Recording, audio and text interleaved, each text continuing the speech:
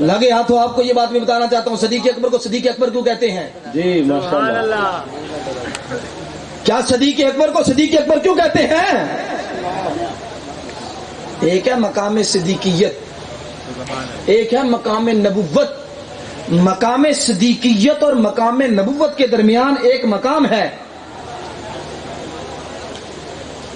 جس کا نام ہے مقام قربت فردون.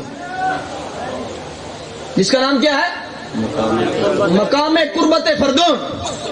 یہ فتاوی رضویہ کی آخری لائن ہے، جلد نمبر 15 صفحہ نمبر 680.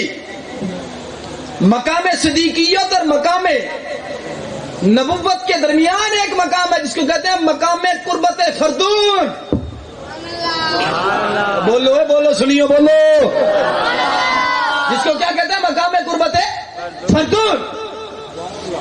تو امام احمد رضا فاضل بریلوی فرماتے ہیں عمر فاروق صدیق ہیں، عثمان غنی صدیق ہیں، علی المرتضی صدیق ہیں، لیکن ابو بکر صدیق ہی نہیں بلکہ صدیق اکبر ہے.